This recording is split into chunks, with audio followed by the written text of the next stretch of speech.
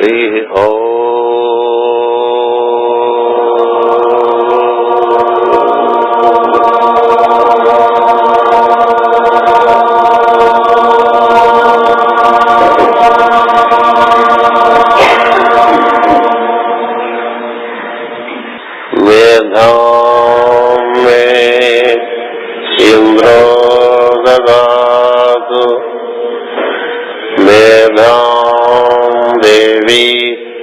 सरस्वती मेधां मे अश्विनावुभौ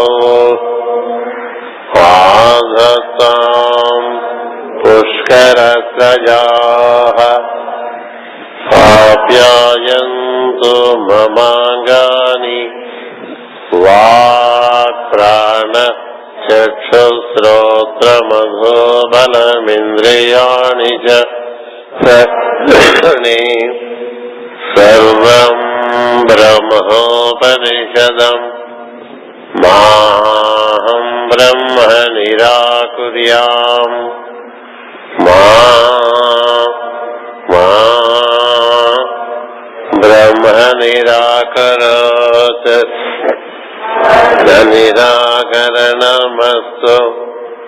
अनिराकरणमस्तु तदात्मनि निरसेय उपनिषत्सु धर्माः ते मयि सन्तु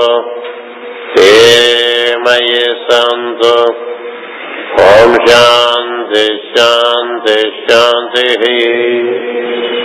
हरि ओम शांति शांति शांति. Hearty fraternal greetings and good wishes to all the brothers and the sisters. During the past group lives in India in the month of January, we have been explaining the sublime dimensions of cosmogenesis,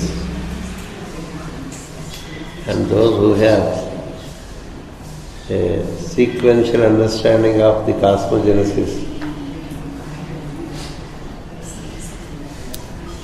would understand the themes in the successive classes better. Those who join now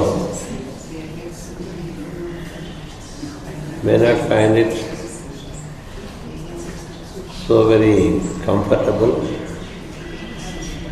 but as a teacher I would like to bring as much comfort as possible, even for those who do not have that successive understanding of the creation. It would be very helpful if the teachings of the last, say, 5 years are carried with us in our awareness. It makes it easier. Nevertheless, since every year there will be some members who are common and some members who are not common, to make it comfortable to all,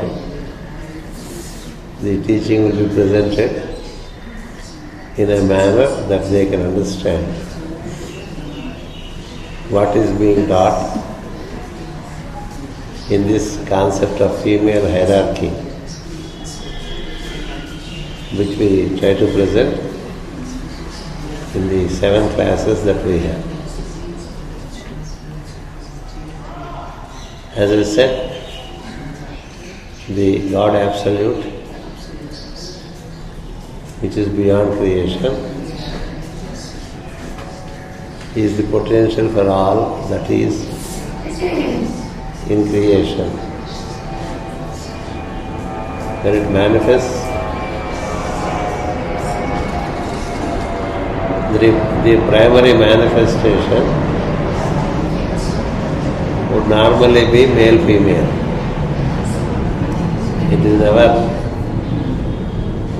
There is never a situation where there is only male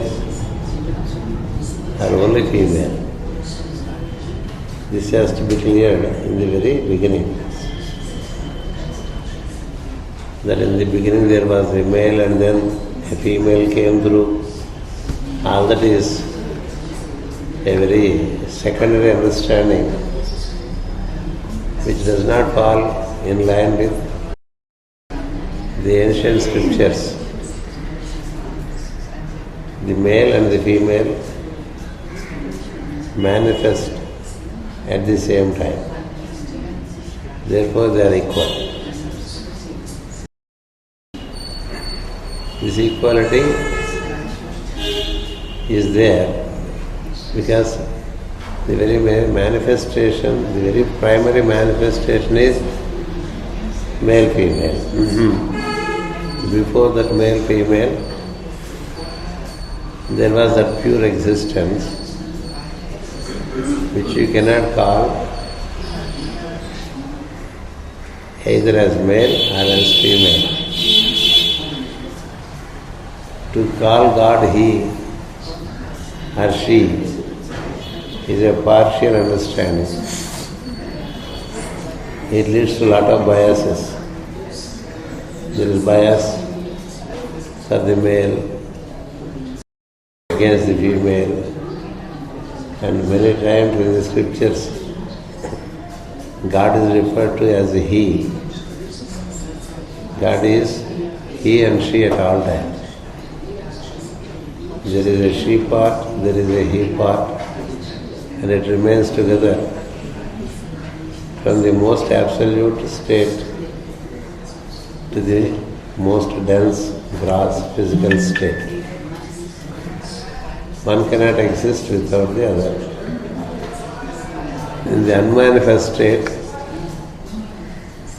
it is the togetherness of it which is called it or that, but never he or she. God Absolute is neither he nor is she. It is it, is that. When we say God, already it is biased. There is also goddess. The God and goddess together should be understood as God. If this understanding is established, there is no bias and there is no predominance of one over the other. Who is superior, who is inferior, who should oblige whom. All these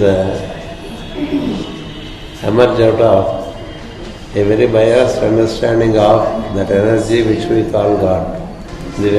For want of terms, we use certain terms, and many times those terms distort the very truth.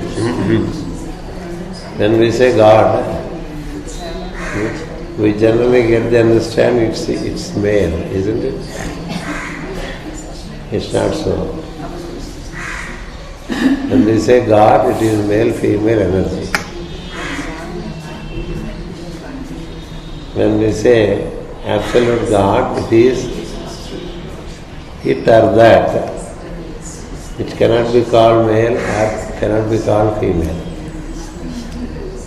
This is the classical understanding.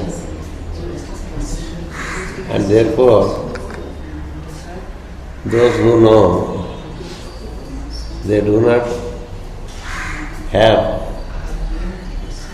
this kind of thinking that who is superior to whom and all that. They are equal at all times.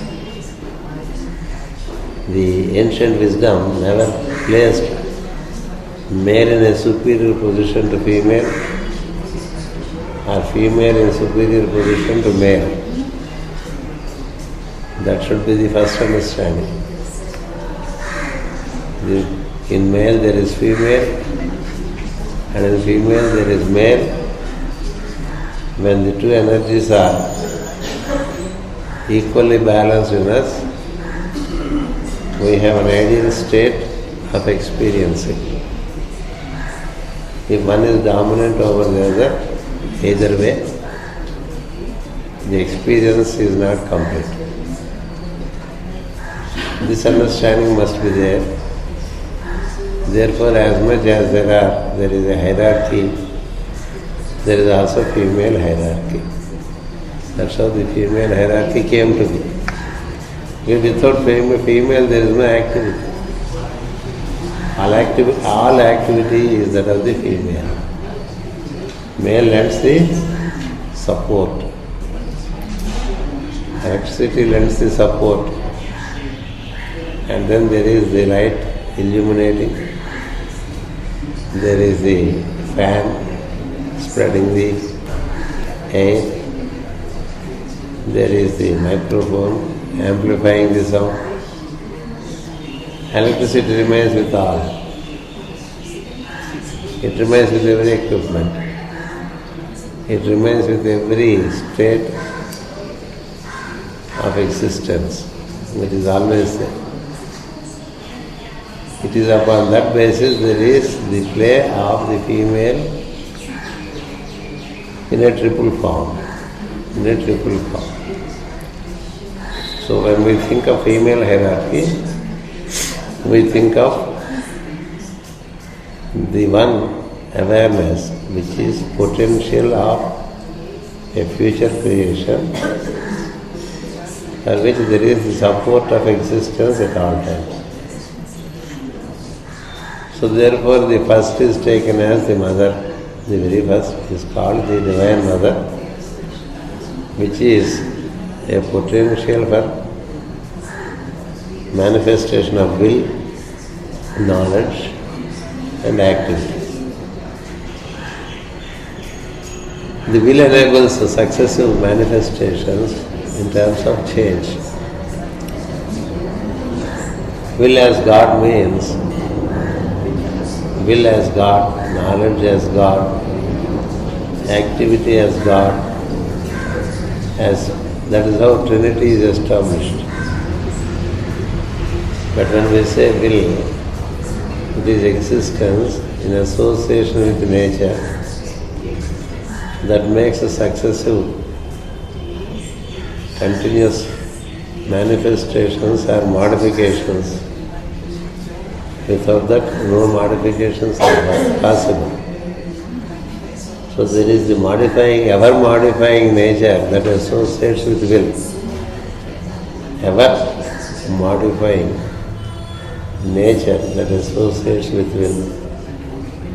If anything has to be changed for the better, it is with the help of will we do it. So the will carries its nature. When we say Shiva and Shakti, the Shakti enables successive changes or manifestations. Any state, when it requires a change, either in the involutionary order or in the evolutionary order, the power of the will shall have to be there. So that's why the primordial nature or the pure consciousness has one dimension of its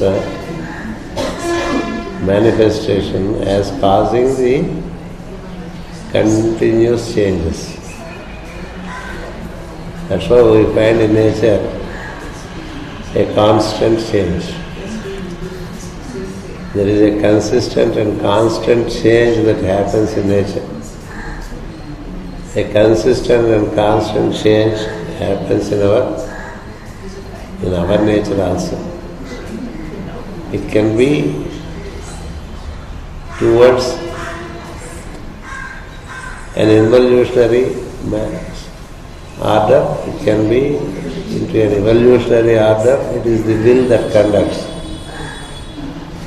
So that's how from out of the primordial nature there is the successively changing nature that happens through will. That's how we have Shiva and Shakti as the first logos and its nature. The nature of first logos is to conduct the needed changes whenever there is the necessity felt, either at the individual level or at a bigger level like planetary level, globe, systemic level, be it solar system or cosmic system. The changes are conducted. That's an aspect of nature with the support of the will. So will itself causes the needed changes. Either way it causes changes. So this is what we see as a Durga doing the work either way. It is nothing can stand or resist the kind of change that is willed in the higher circles. So also that will exist in us. We can only understand all these dimensions of nature only when we relate ourselves to it and see how it is. We also carry this will with us. So there is a nature which causes successive changes in the involutionary order and in the evolutionary order. If we want to manifest, we need will. If we wish to de-manifest, we need will. This will is supported by a nature which is called ever-modifying nature. This is the first step. Then we have the ever-settling nature. The nature has a habit of settling. Settling means to stay put. Well, on one side there is ever-changing situation. There is another side which is a tendency to settle. This is what creates in us a habit-forming nature. A habit-forming nature. In between these two, ever-changing nature and habit-forming nature, there is the apparent existence. There is apparent existence in creation. On one side there is a change happening. On the other side there is an effort to consolidate. So in between the two there is an apparent existence. We wish to regularly relate to something and form a habit for experience. This habit-forming nature enables us to relate well, but it also conditions. It also conditions. The ever-changing dynamics of nature, which enables us to change, also disables us to experience, because if you are always in a change, you cannot experience. The first is called Rajas. The second is called Tamas. One is inertia, the other is dynamics. You cannot always be in dynamics, and you cannot be just inert. It is the balancing of the two that enables experiencing. Unless from time to time we bring some change, there is no freshness. There is no freshness. Unless we bring some changes, because it becomes so inert, so dead, that you would like to change. Likewise, Changing all the time doesn't give you the needed experience. That's how these three natures come from the one nature for creation. In creation there is an ever-changing nature which is balanced by the habit-forming nature. And in between the two there is the apparent existence which we experience. This has to be understood. This has to be understood. There is a moving train which is like you keep on seeing changing sceneries. There is a static train. You just sit in it, it doesn't move. But there is another nature where you sit in a moving thing and you do not feel the change. The train is moving, the one who sits in the train is not moving.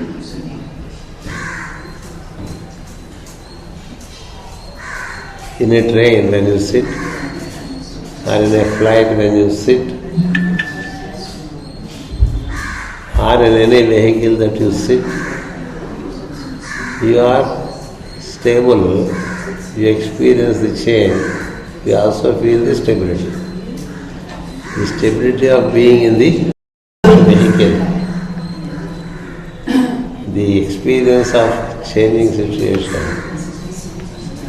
Both are experienced when you sit stable in a vehicle, be it in an automobile, or a train, or a flight, or in the body.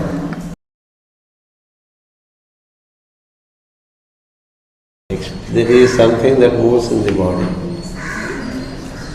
There is something that does not move in the body. In between the two, there is the apparent experiencing of existence by us. If we see our body, there is something that is continuously changing, like blood circulation. There is the activity of blood circulation. There is the activity of comprehension, which is at a speed, the series of thoughts, but still there is experiencing of stability while there is so much of activity within us. This is how nature has its three aspects. There is dynamics, there is also static state, there is an admixture of the two, where there is experiencing. If it is too much dynamics, we cannot experience. If it is too much static, we cannot experience. It is seemingly a combination of the both. There is movement, there is non-movement, there is no non-movement situation. That's the beauty of experiencing. We are moving, we are not moving. In between there is a state. This is what the balance of, is what we call the balance of the two as poise. When the poise prevails, there is comprehension, there is brilliance. When the static state prevails, there is disappearance of brilliance. When the dynamics prevails, there is excessive brilliance that causes the damage. If there is more voltage in electricity, then everything is damaged. When there is very feeble or no electricity, then there is no experience of activity. This triplicity is what is represented by the Trinity, their nature has to be understood. We say Shiva, Vishnu, Brahma. There, and then through the third Logos Brahma, as I said yesterday, all this activity happens. So when we think of the female hierarchy, that which is beyond the triple nature is pure consciousness. That pure consciousness, as I was explaining, was alternatingly static and dynamic. When it is static, it is pralaya. When it is dynamic, it is creation in its happening. That pure consciousness, through the Creator, starts manifesting in a triple channel. That should be understood.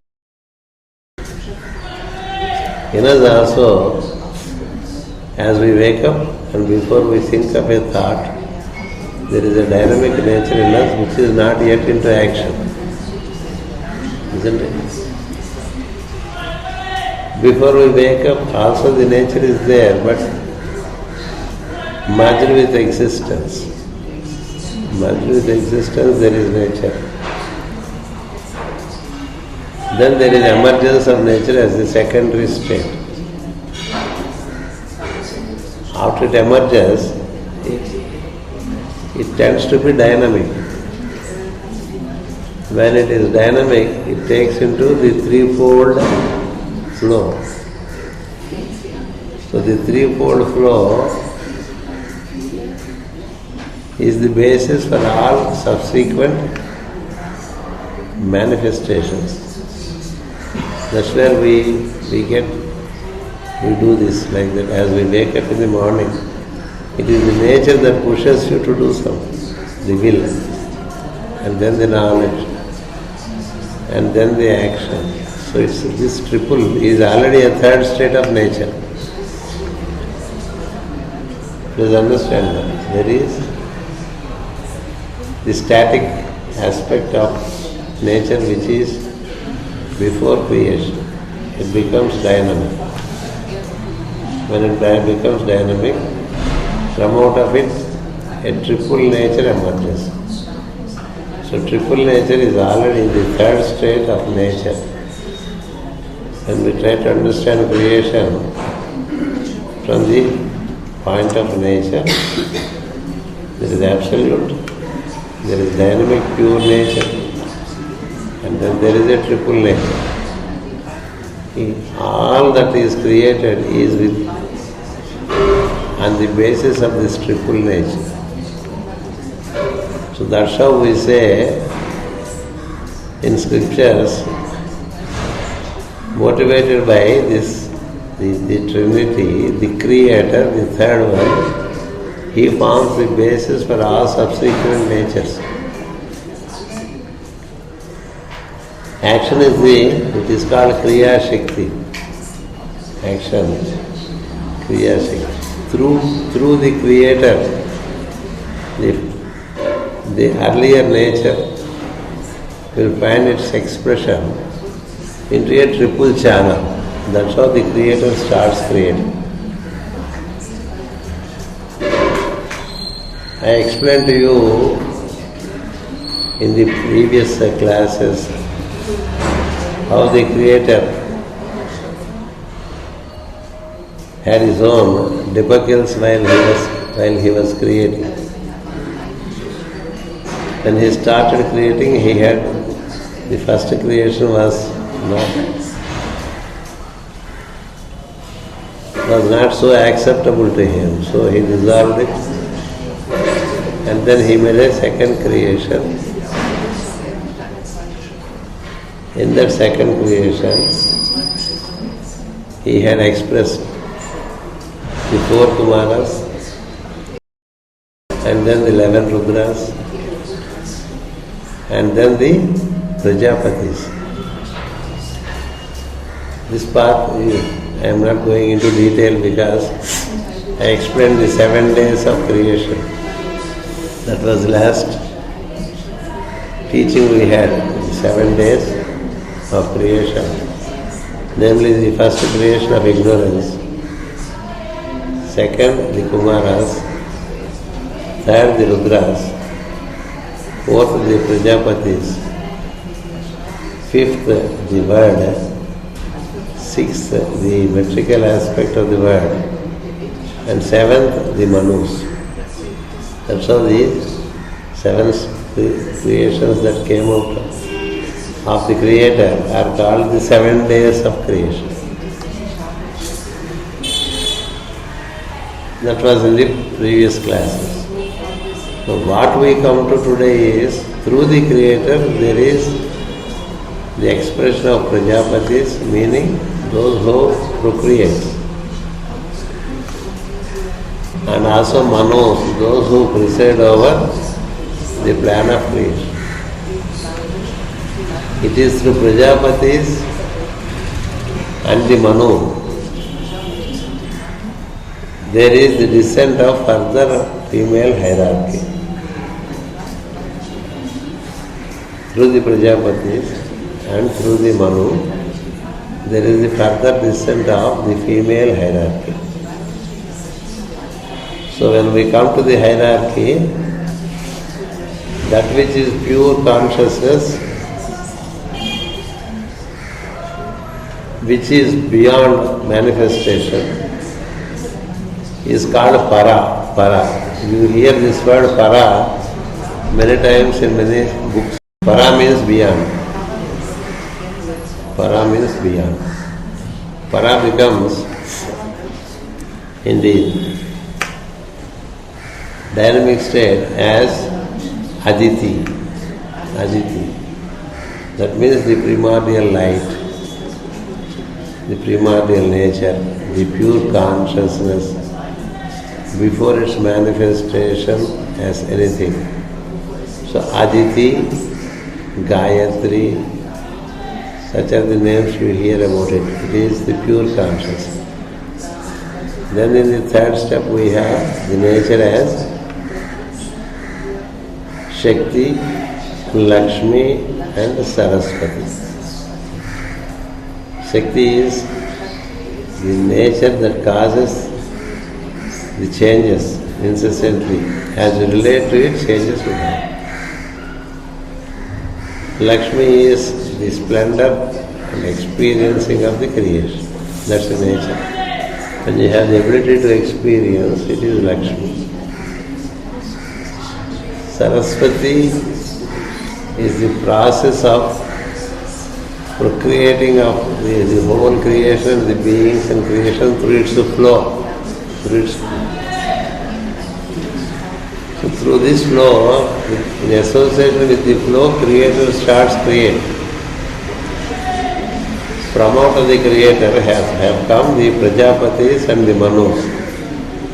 Those details were given last time. We explained about the 10 Prajapatis.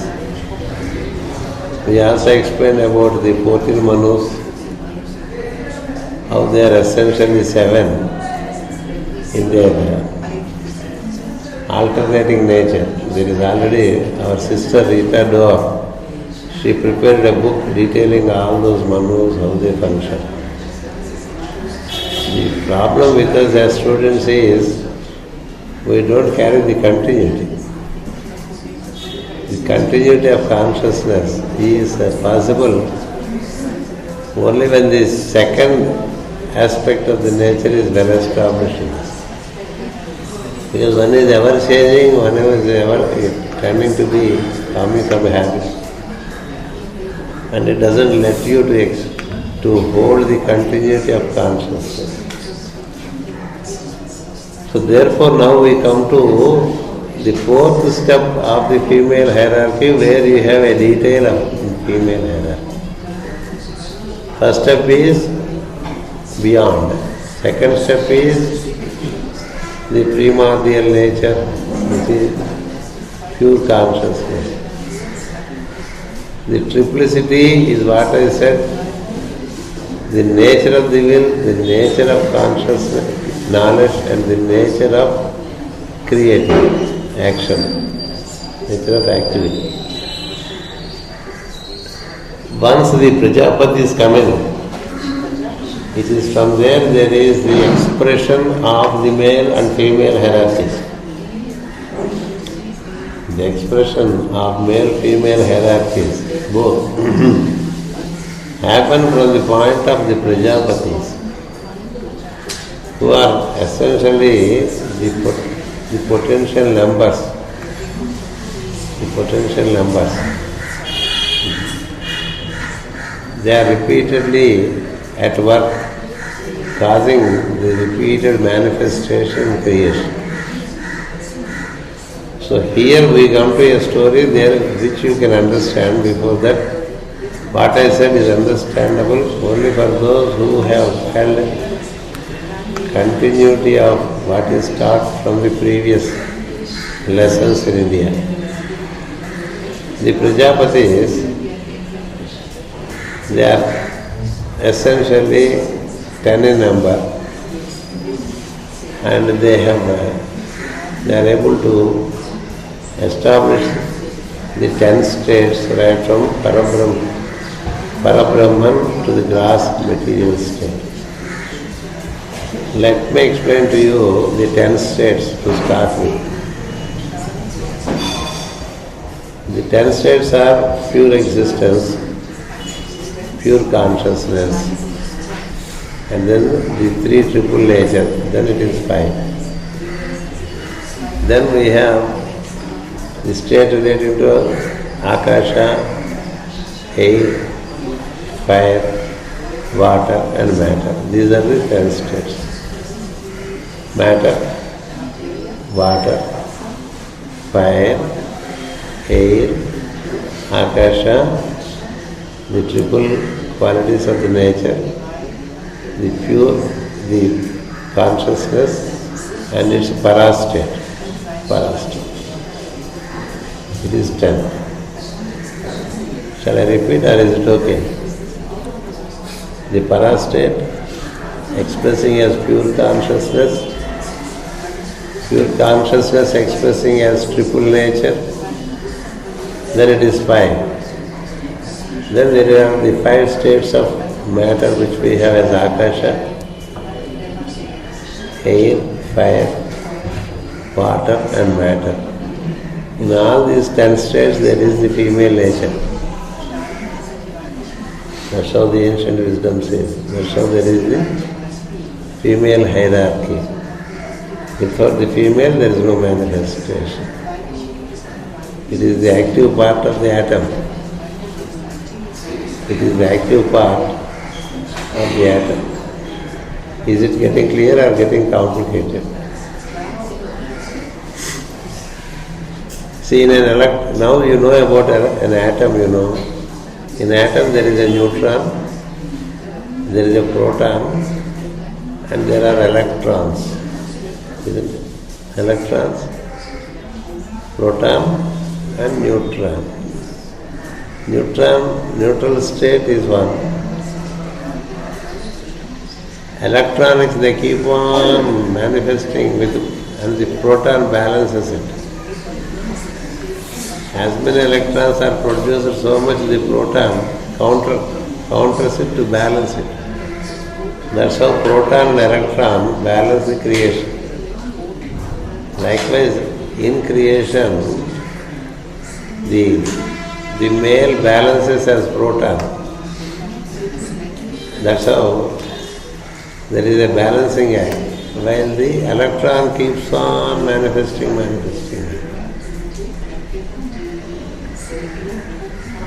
In another way of saying it is, there is the kinetic energy which keeps on manifesting. There is the positive energy which keeps on balancing it. The Purusha or the male balances while the female keeps on acting.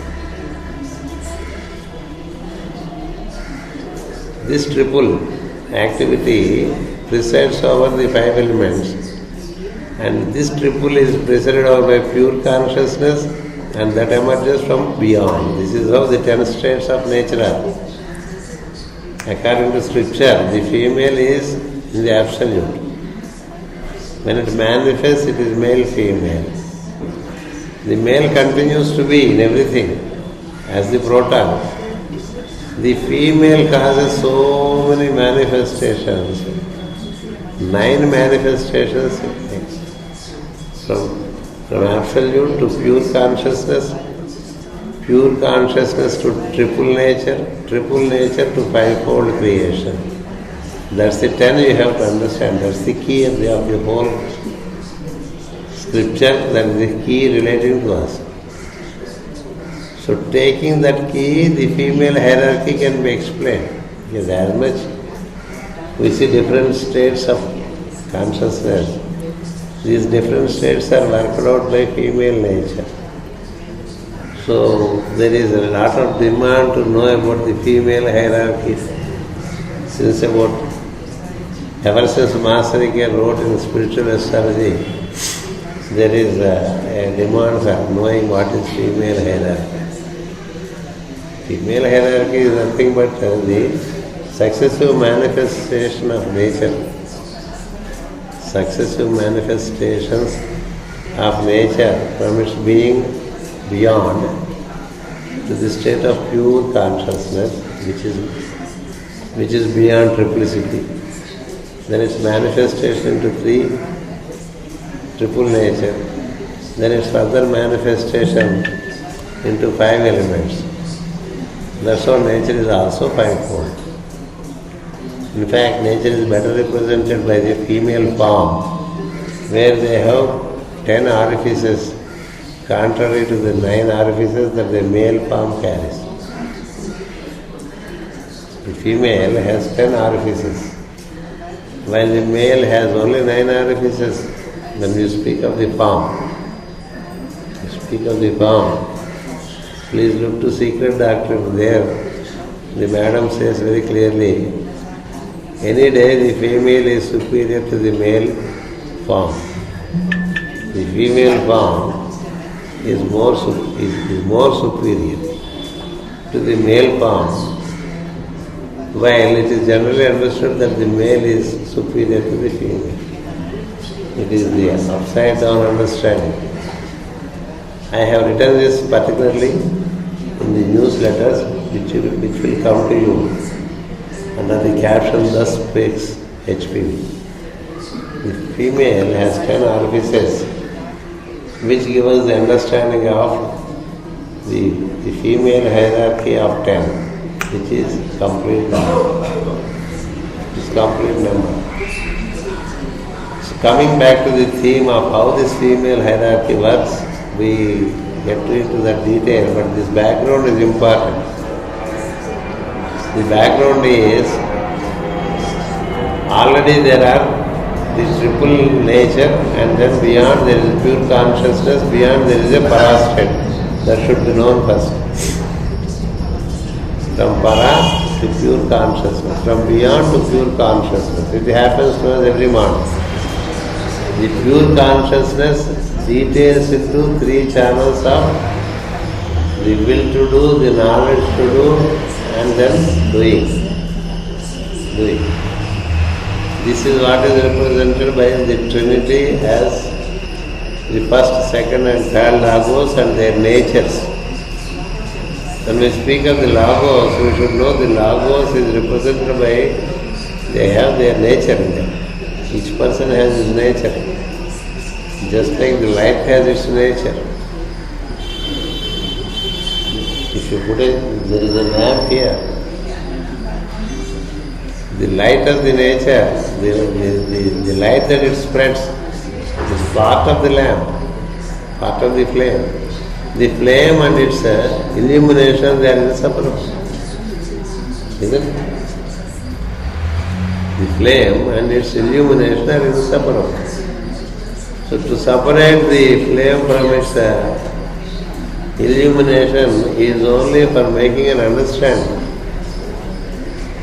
That's why we say that the understanding, the knowledge is understanding male-female aspect of it. At every stage there is existence, and then there is different states of nature. There is a matter state, gross matter. solid state, that's nature. There is a water state, there is nature.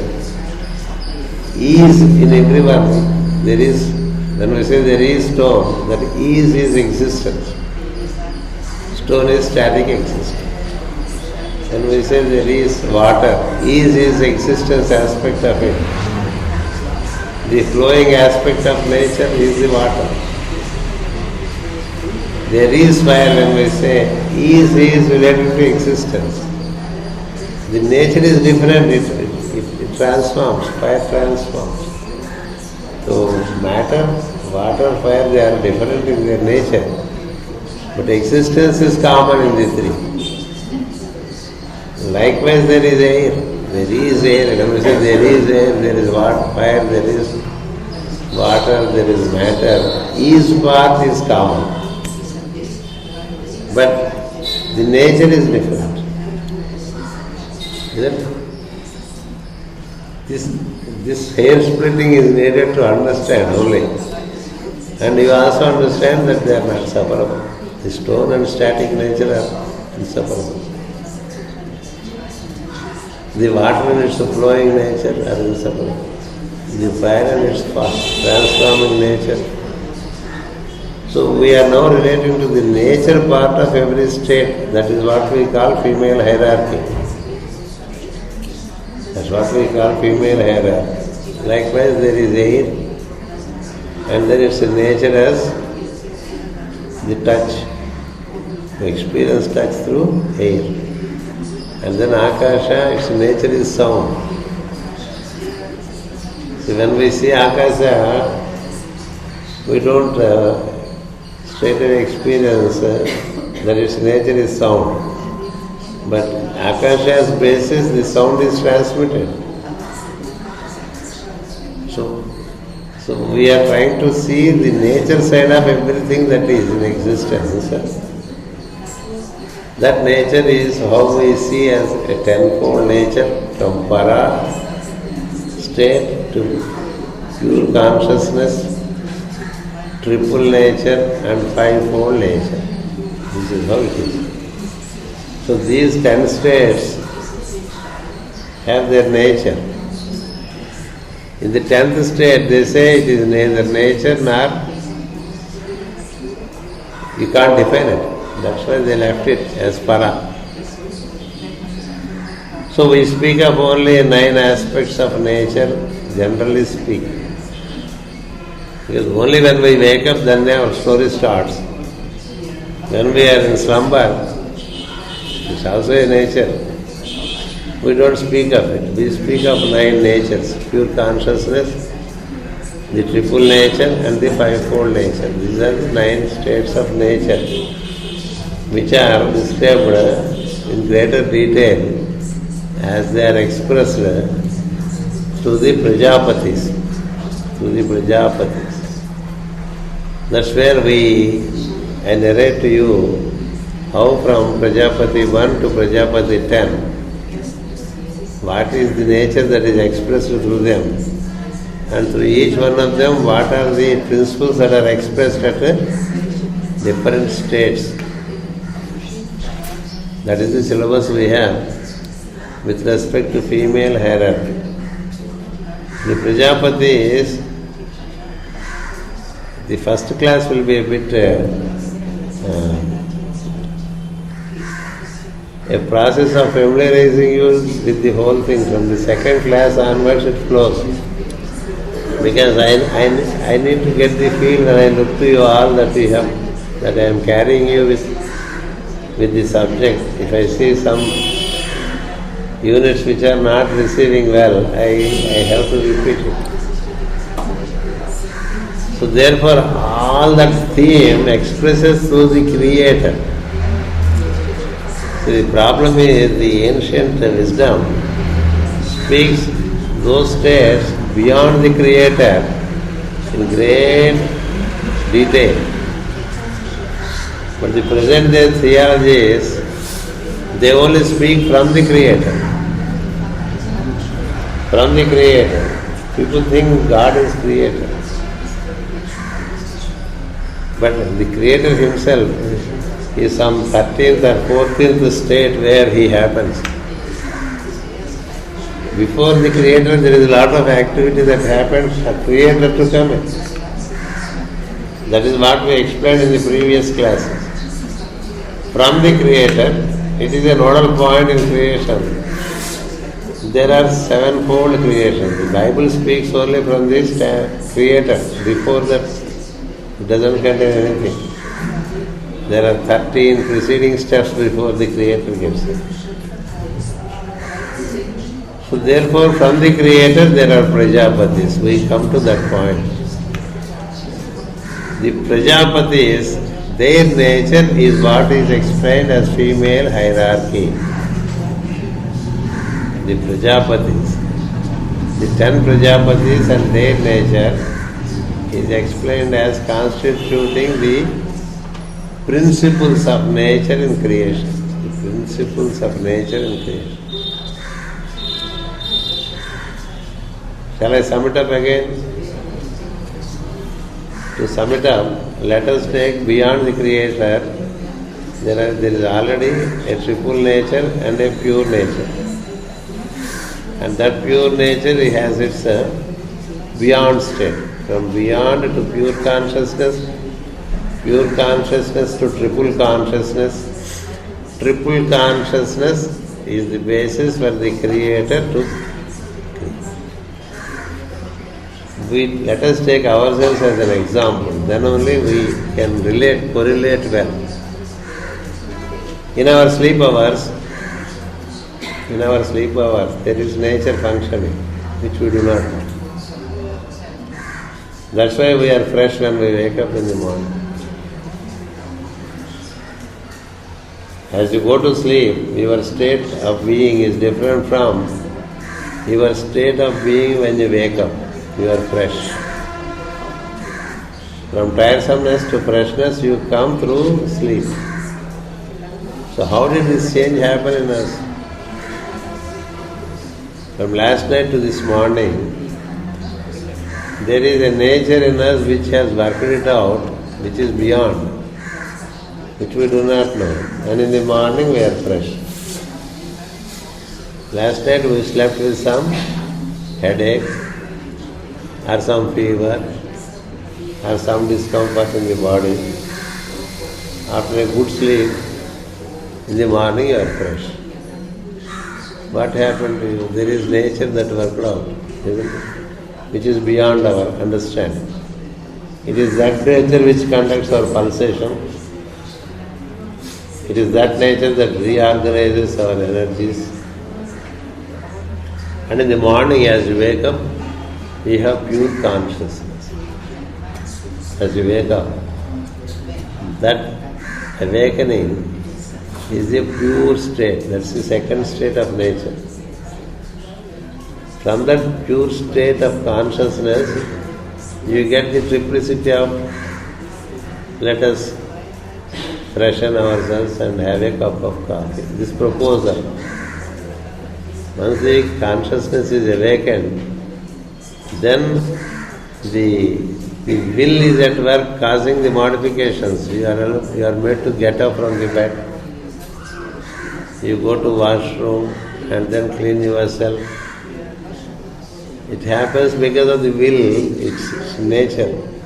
The nature pushes you. Then with the help of knowledge, you conduct it. To do that, you have a fivefold body with the 5 elements made in it. So this is the hierarchy which we are trying to explain with the 10 Prajapatis and their manifestations. All that is with Prajapatis is with us, because man is a microcosmos. Man is a microcosmos. We can feel the 10 Prajapatis in us. We can also feel their nature in us. So when we speak of the 10 Prajapatis, their nature and the products that come out of it, then we have a clear understanding of what the female does. Male does nothing, it's only female. It's the nature that causes all this. Therefore, the female hierarchy has come to be. For example, the Pleiades that we have is a female hierarchy. Their counterpart is the Great Bear. We have 7 seers in Great Bear. Isn't it? That's the male part. The Pleiades is the female part. In Pleiades they speak of 6 stars, but the 7th star of the Pleiades is with the Great Bear. It's another dimension. If you see the 4 stars, the kind of a rectangle, then there is a tail of 3 stars. In the middle of the 3 stars, in the tail there are 3 stars. In the middle star, you find another star by its side. These are all very well visualized and expressed by seers. There are 7 stars of Pleiades and there are 7 stars of Great Bear. 7 stars of Pleiades and 7 stars of Great Bear. They represent also the 7 male-female principles. Beyond them is Trinity with their nature. First Logos, second Logos, third Logos, their natures. The ever-modifying nature, the experiencing nature, habit-forming nature. The 3 natures and these Pleiades together form 10 again. The 7 Pleiades suffer. They are called Kritikas. Pleiades means Kritikas. The 7 Pleiades and then the three consorts like Durga, Lakshmi, Saraswati. Again there are 10. This kind of a synthesizing and understanding is important. So also in us there are these 10 states in us. So with these 10 states we get into to understand the female hierarchy. So the first of it is called Marichi. The first Prajapati I explained to you as Marichi. It's very difficult for those who haven't followed the earlier classes, but I'll try to make it familiar to them again. Marichi is the first Prajapati, and his nature is what you call the light, the expression of light, expression of what we call our aura. Every being has his aura. Like that in the creation there is a light which permeates over an area which is called the aura. It is within that aura the whole creation happens. So we also have our aura. The Marichi is said to be presiding over our head. Marichi is said to be presiding over our head. And then his nature is the light that permeates the being. Every form has its aura. You call it halo. It's not only around the head. We put it in the photograph. Only around the head we set the aura. Normally if we have a picture of a saint, we have a circle around him.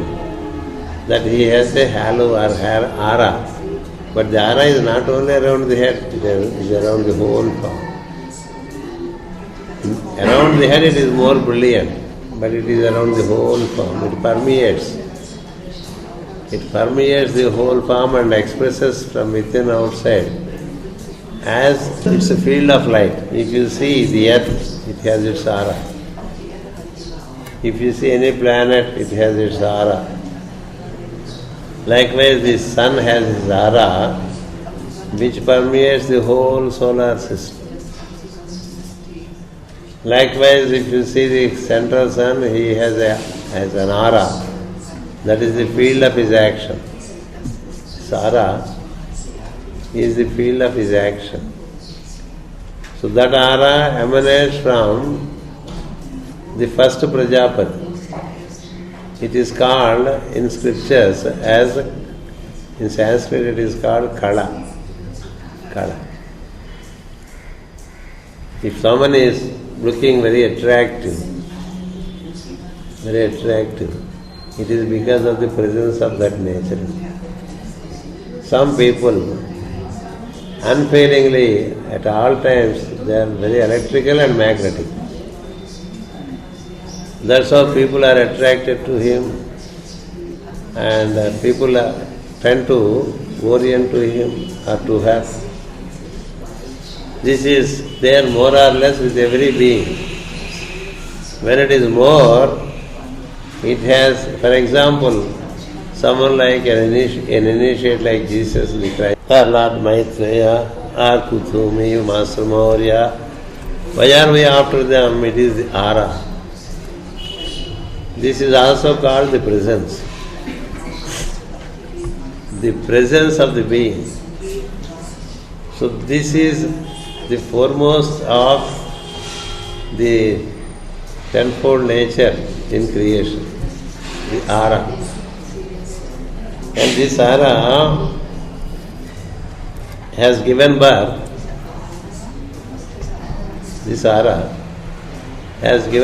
to what we call the principle of full moon in creation. Full moon. See, when you have full moon, you have expression of this aura in a greater measure. Isn't it? The best of the light is transmitted during the night through full moon. Isn't it? So also when our awareness is in that state of full moon state, then our aura is very expansive. That's how we have to understand. We take for granted the full moon. We take it for granted about the full moon and its light. But the light that is transmitted through full moon is but a product of this first of the female hierarchy in creation. That is, so when we say in creation, we are speaking of that which is below the Trinity. That which is below the Trinity. In creation, the first thing is the aura. In us, this aura is developed as much as we grow in our knowledge. And it gives you an all-seeing ability. The purpose of relating to full moon is also to gain that kind of comprehension. Full moon enables us to enhance our comprehension and experience an expanded state of consciousness. An expanded state of consciousness. So therefore this kala means the light. The light that permeates the whole creation. The whole creation. Anything has its light permeating. Within that light you find that form. So this, make note of the name in Sanskrit as Kala. The approximate translation of it into English is aura. Aura. See, every being has this aura. Every being has this aura. The ant has its aura, Adam has its aura. We call ant and Brahma. The Creator has his aura. Every being from creator to the smallest creature has its aura. Why? Because there is the light of the soul that permeates through around. That permeating energy is called the aura. That comes from the first Prajapati. More the aura is, more you are magnetic. And people who ever walk into your aura, they get the presence relating to you. They get the presence relating to you. So that's how you can relate to aura, and the aura has its soothing effect on you. And its product is called full moon. Full moon, Purnima. Its product, one product is Purnima, meaning full expression of the light. Full expression of the light is possible through the aura. When you are fulfilled in your consciousness, then it expresses beyond your form as the aura. And another product of this aura is called the Prajapati Kashyapa. Kashyapa. Kashyapa means it is the all-seeing eye. The all-seeing eye.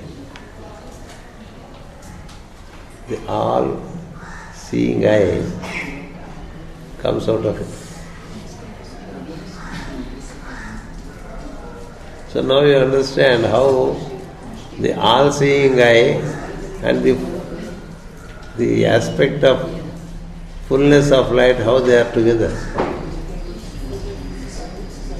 The all-seeing eye is nothing but a completed comprehension. A completed comprehension. So as much as you grow in your comprehension, you are able to see better. You are able to see better. So the more and more you see, you try to see like a seer, the full aspect of everything.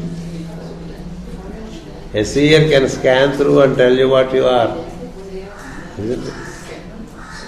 A seer can scan through and tell you what you are. This is because his aura enables him to do that. So he is a seer.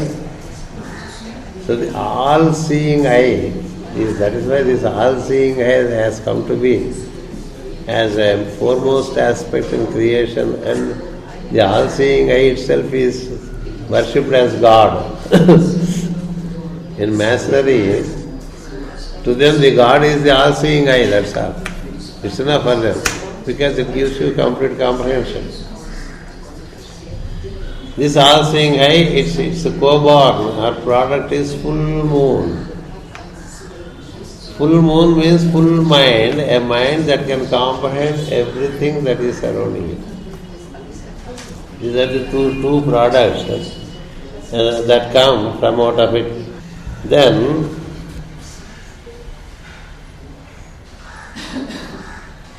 this full moon energy, the energy, what we see through moon does not belong to the moon, you know that, isn't it?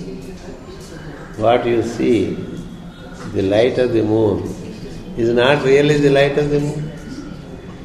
It is the light of the sun transmitted through the moon. But we call it full moon light because through it we receive it. To whom that light belongs? To the sun. But does sun give us the light? Sun is also a transmitter. It comes to him through the central sun. And the central sun also receives it from the cosmic sun.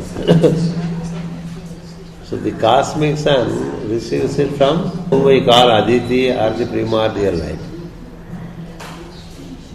So from this what we understand is the manifestation of the primordial light around every formation is what we call the aura.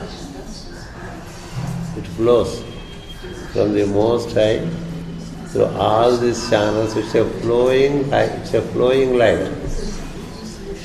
This flowing light of comprehension is what is originally called in the scriptures as Ganges. What we have Ganges is what we named after that. If we name someone as Jesus, it's only after the original Jesus we name him.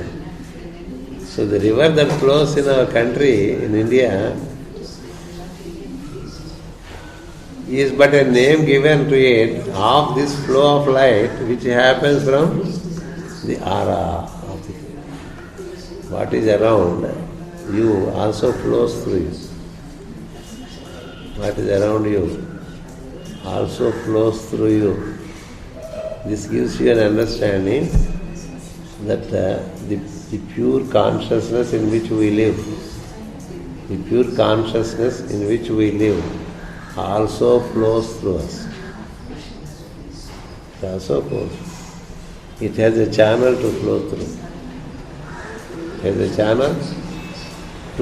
through. Therefore, from out of the female called the aura of the first Prajapati, there is the birth and the flow of light. The birth and the flow of life from beyond. The pure consciousness, when it flows in, it also flows around. What is flows around also flows through. So these two have to be clearly contemplated in us. When we contemplate, we realize these natures in us. Otherwise we don't realize it's all one nature, one consciousness. It's like saying it's all one Visakhapatnam. But we don't know where is what, isn't it? I also don't know. To know the detail is the purpose of these wisdom exercises. To know the detail so that we experience it better. First day when you all come here, it's all new, so you don't know where is what.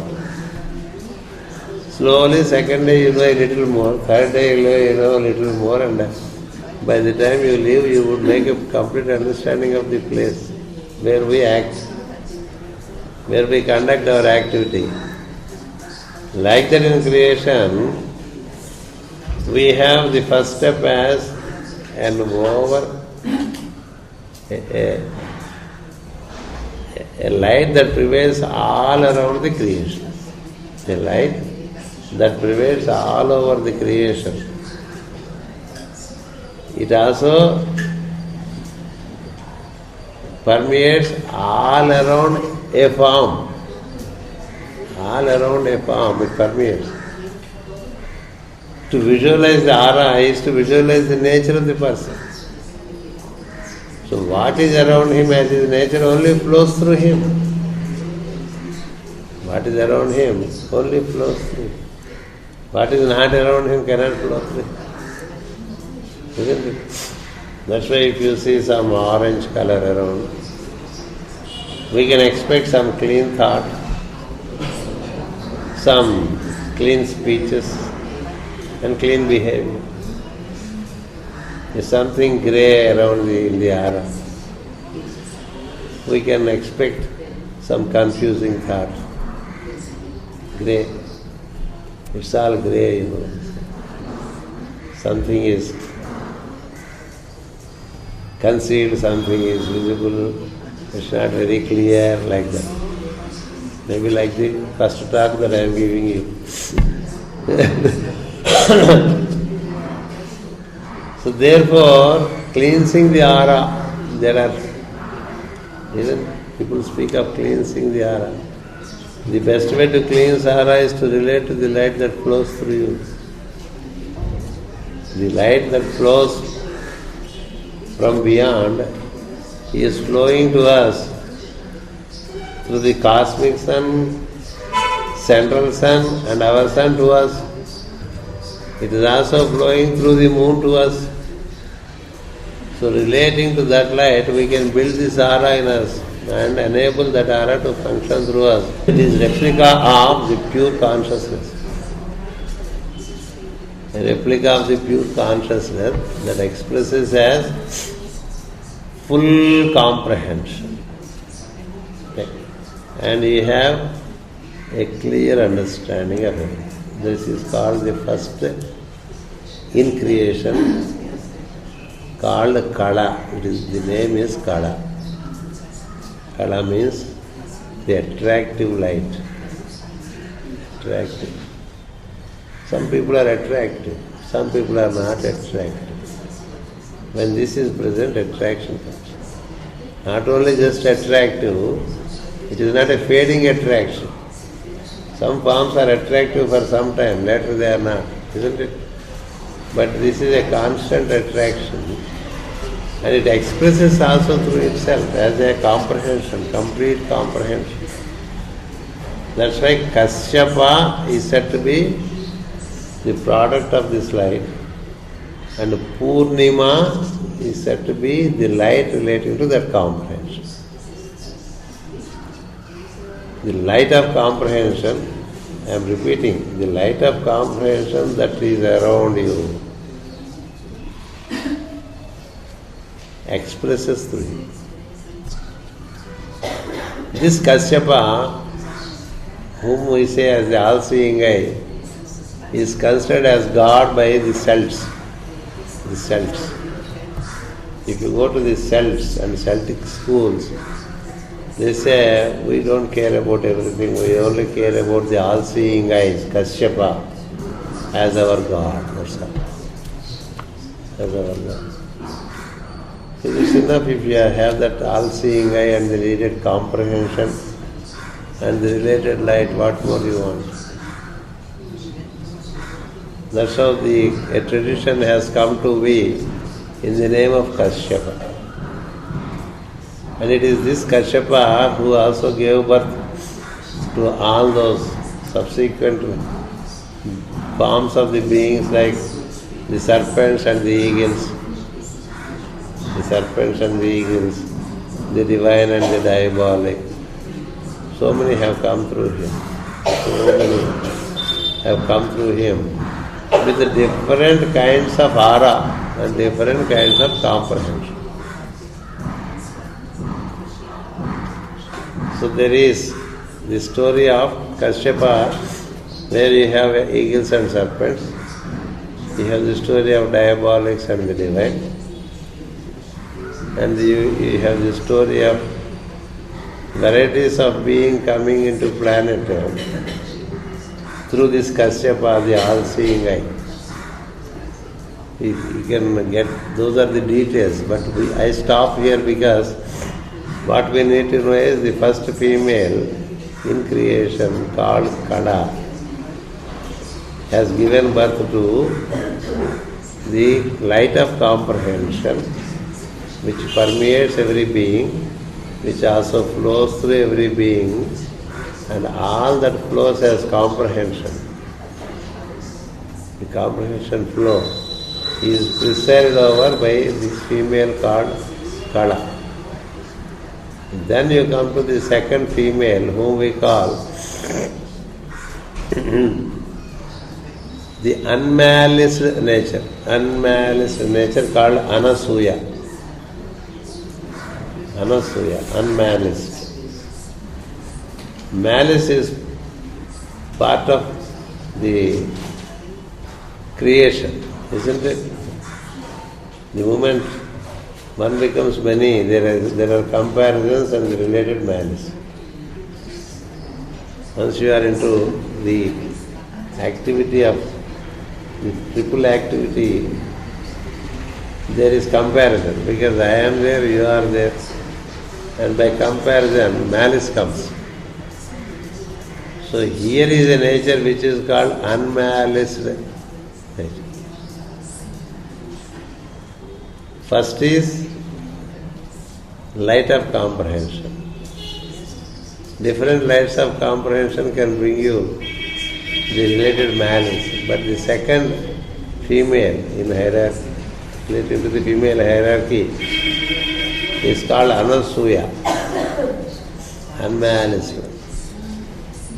It is to this lady Dattatreya is born. It's to this lady. Dattatreya is but an expression of unmalice state of nature. You know in the stories that the mother of Dattatreya is Anasuya and the father is Atri. Atri and Anasuya. Atri means not three. Atri means not three. I spoke of Atri before. I spoke about the male side of the Prajapatis, now I am speaking about their nature. Atri means not three. Not three means he is not conditioned by the three qualities. Not conditioned by three qualities. He is called A3, not three. Not three is the Prajapati who exists at the Sahasrara. Marichi exists beyond Sahasrara. Marichi exists beyond Sahasrara as a halo around him. Because of his nature, you have the light of comprehension pervading you. The second step, or the second in the female hierarchy, first is Marichi and Kala. Second is Atri and Anasuya. Kindly get familiarized with these names. That would be helpful because the names are given in tune with the nature. The names are given in tune with the nature. When you know the name, you also know the nature. When you know the name, you also know the nature. Therefore, the second Prajapati is Atri. And his nature is non-malice, absolutely. Nothing can disturb his pure state of being. He cannot be put to excessive dynamism, nor can he be put to inertia, or can he be made to take to the comfort of poise. He is beyond. So when you are at your Sahasrara, you have this quality of being Anasuya. Anasuya meaning you have no more malice. Even among the seers, sometimes some malice emerges and disappears. That's how stories show us. But when you are untouched by malice at any time,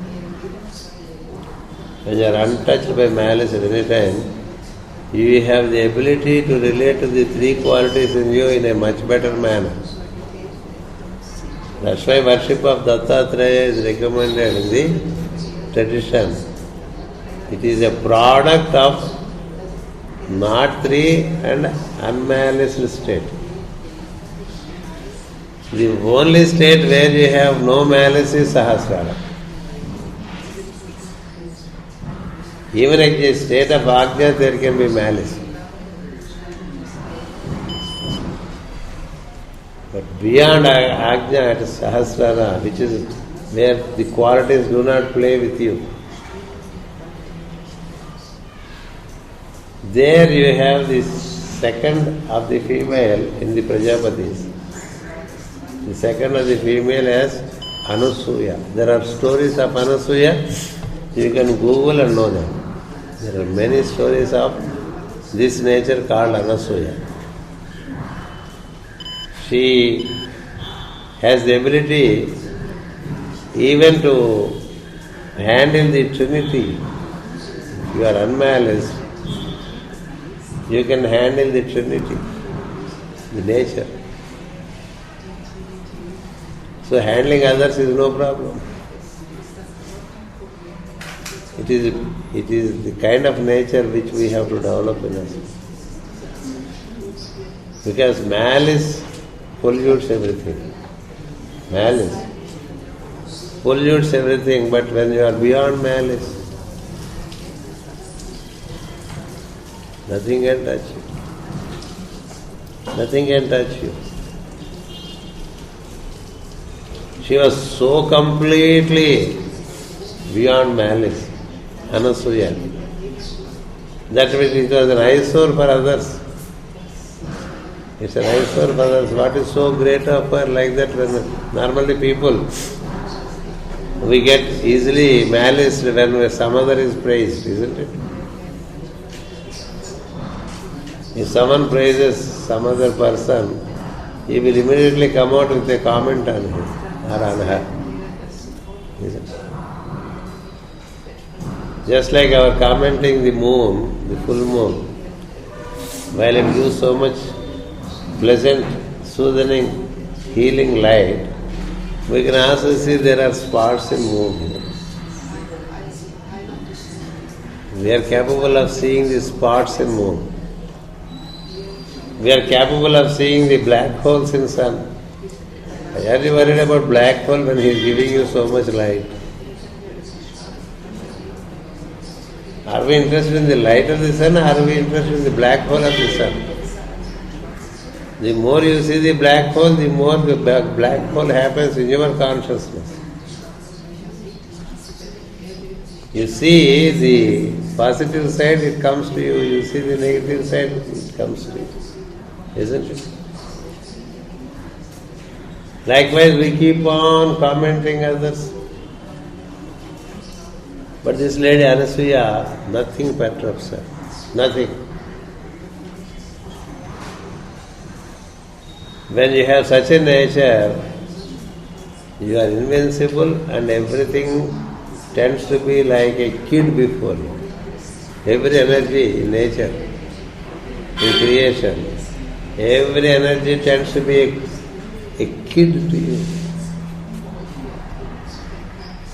A tiger can function with you like a kid, and a lion can function with you as a kid. With the unmaliced ones it happens. The most ferocious things are just tamed in their presence. This is what we see in the stories of Buddha, Krishna, Christ, Master Maurya, and many seers. Every seer, by their presence, they tamed everything around. Isn't it? What is the cause? The cause is the lack of malice. lack of malice. If you, what is the name of the one before you, Joseph? His name? Jaime. If you keep moving behind you, Joseph has to keep moving. So you stay in one position so that he doesn't have to move this. And if Joseph moves this way, that way, then Gunter behind him has to move this way, that way. Or you can arrange the chairs in a manner that even if you change, toss your head. Yes. I am seeing 3 heads in a row. Right? One behind the other.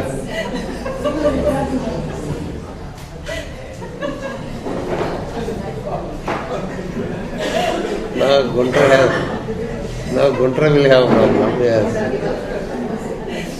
That is why, in classes what we do normally, shorter ones are made to sit before and taller ones are made to sit later. So that we don't have this kind of. Then Jaime moves his head like this, then Joseph has to move the other way. Then he moves this way, then he has to move the other way. Like that, 3 heads are always tossing. In the rest of the class, I am able to see them all and they are able to see me. But when this kind of arrangement where one is just behind the other, the difficulty comes.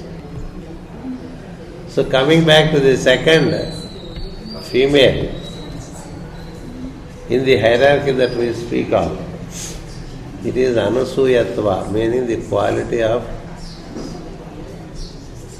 absence of malice, even to the last degree. No malice. So there is a story about the talk of this lady. It goes all around. All around. that this is something very great. The beauty of Puranas is the universal principles are expressed in terms of varieties of stories so that they stay with you in a better manner. The principles stay with you. It's unworthy to entertain malice. If someone tells me that there is another person who speaks better than you, there is another person who heals better than you, there is another person who does better the service. If someone says, do we appreciate or do we feel a bit jealous?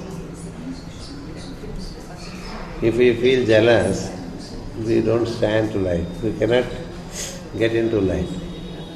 So the nature here is, everything is divine, so everything is beautiful. So everything is seen in its divine dimension, and no malice is ever felt. Ever felt. Because the malicious nature is what ultimately causes us the required trouble. The more malicious one is, the more one troubles himself or herself, and also troubles the surroundings. It's the malice. So the second female that we speak of is unmaliced nature, called Anasuya. She is the nature of Atri, meaning not three. Those who are not conditioned by the dynamism, inertia and poise, they are beyond. He is the Prajapati, is beyond. Naturally, his nature is an unmaliced nature. That means, if you have unmaliced nature, you can become Atri. Is that right? If you have unmaliced nature, then you can reach that which is beyond Ajna. When you have a little malice, you cannot reach. It's a nature that gives you upliftment or downfall, isn't it? An upliftment or downfall. So nature is the predominant factor in creation. There is a story. I come to the story of Anasuya. Before that, I will also give a small story. Once upon a time, in Treta Yuga, a lady was born in a royal family. And as the baby was born, the wise men of the royal court, they examined her horoscope.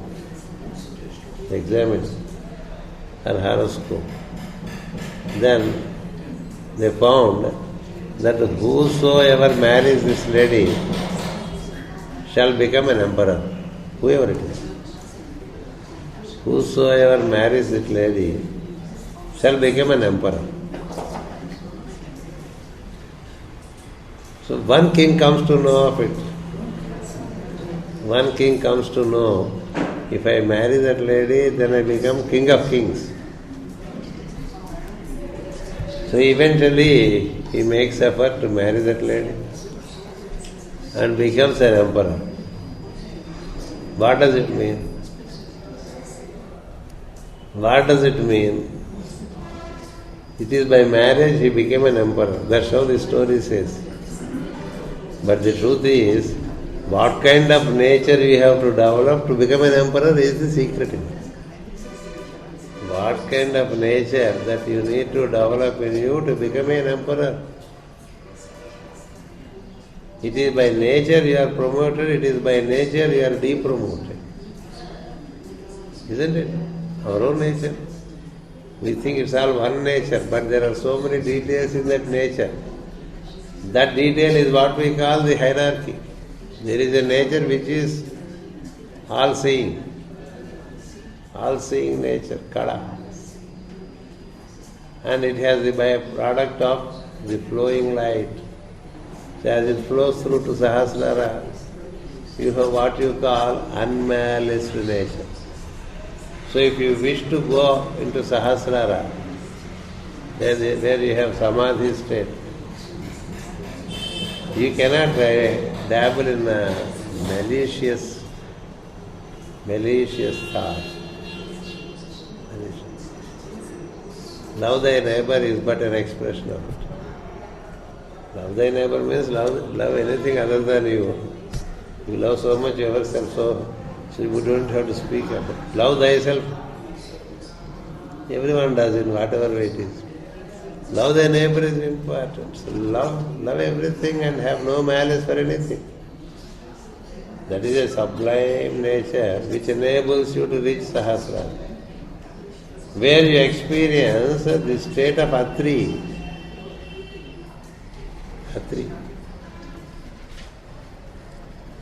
So this lady Anasuya, the unmaliced nature, is such a joy,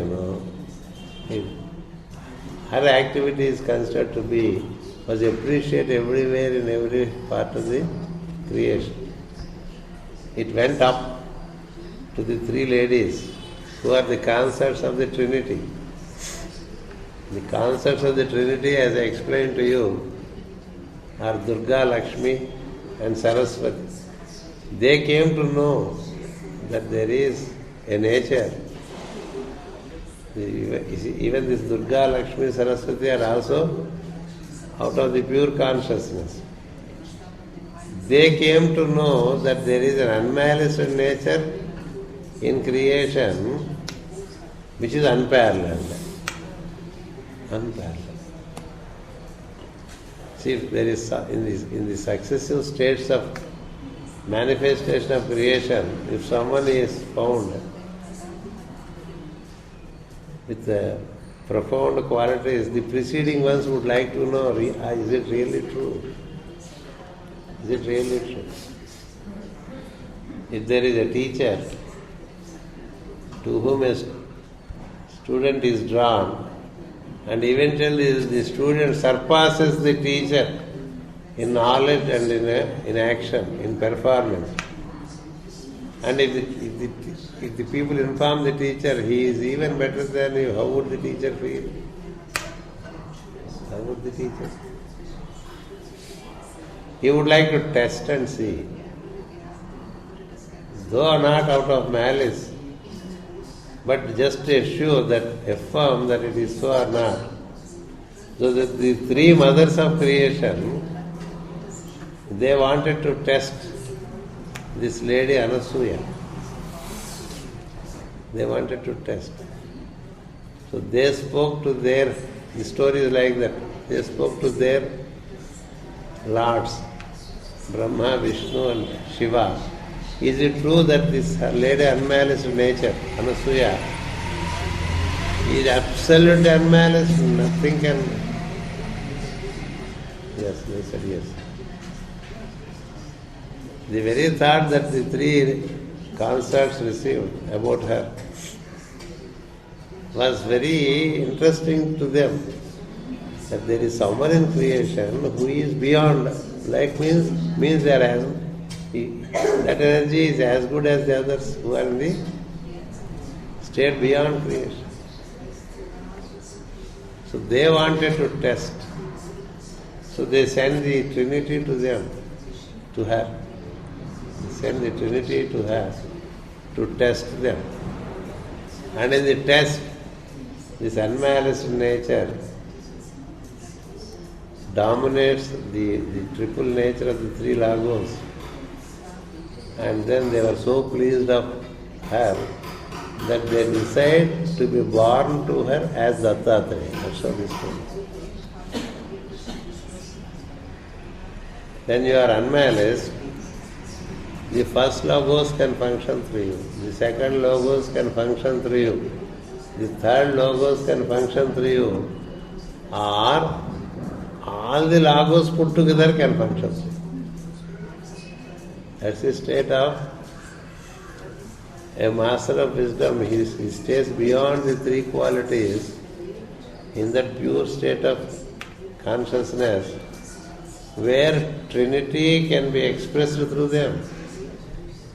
Trinity can be expressed through them as long as we aim at being unmaliced. You also find another story in Guru Charitra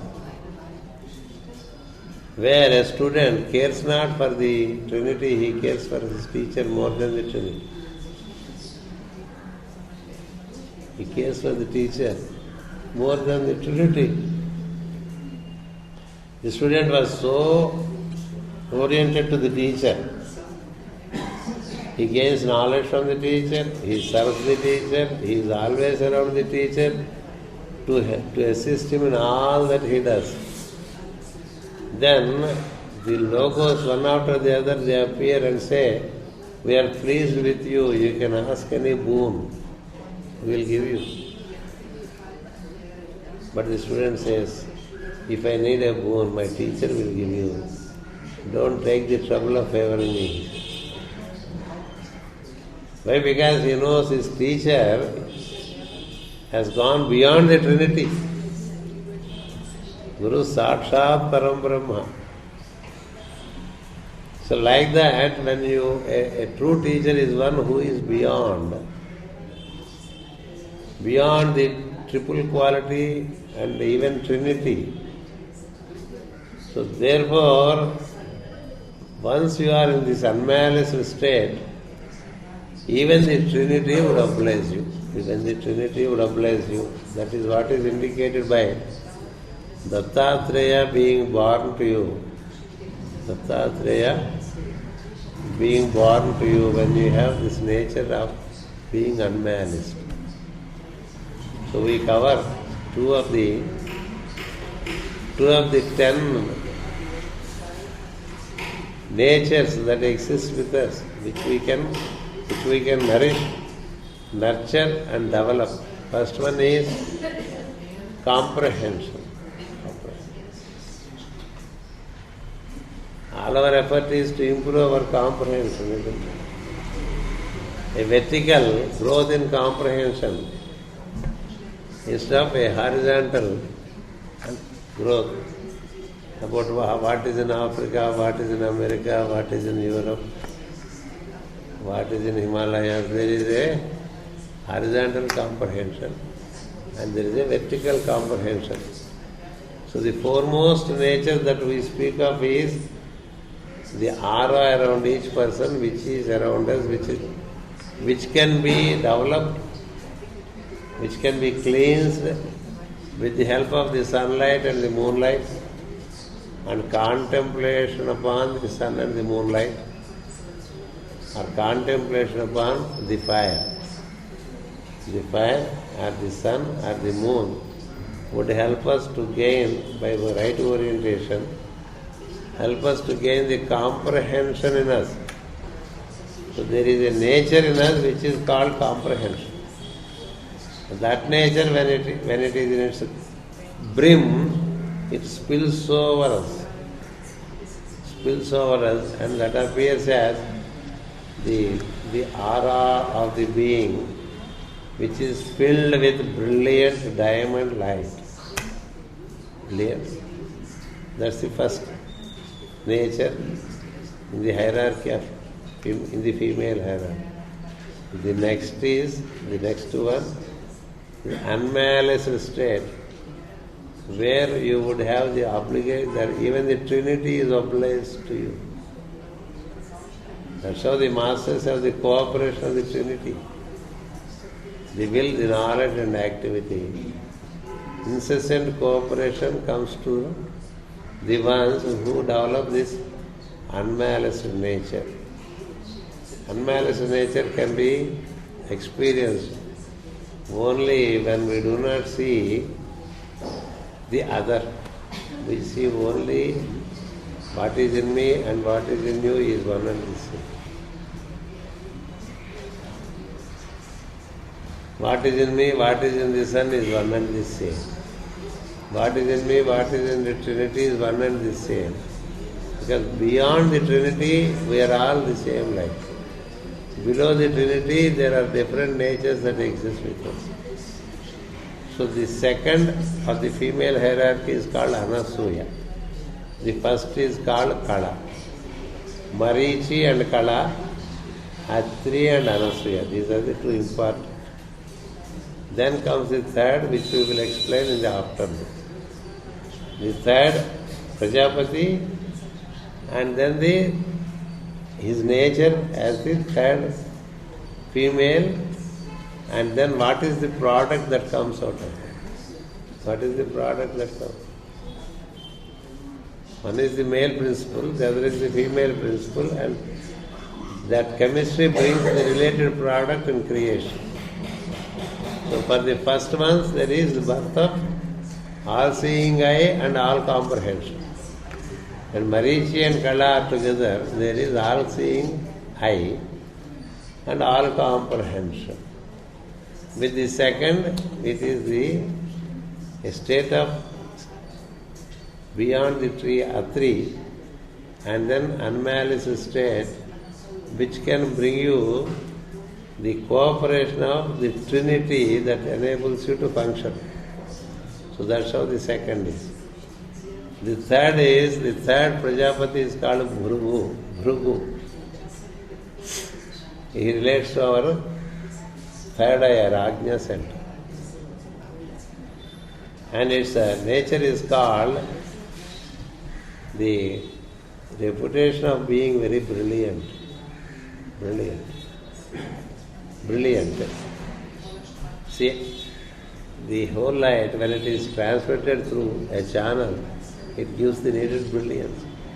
The light that permeates all the sky, when it is through the sun, it has a focus effect. It gives you the brilliance. So we speak of it and its products in the afternoon. It's already 11 o'clock, so we'll start. Thank you so much. Thank you so much. Just record the 10 natures which I will mention, starting from Marichi and Kala, Asti and say like that. 10 versions I will give you. These 10 natures you will make note. The rest of it you can forget. Though I try to connect you to the past classes, what is relevant for us is these 10 natures which exist in the 10 aspects relating to us. When the 10 natures in us are set in right order, we can experience ourselves as Brahman. Because Brahman, the number is 10, and its nature, the 10 aspects can be seen. So that's how the scripture gives us the female hierarchy, which we will eventually cover in the days to come. Thank you.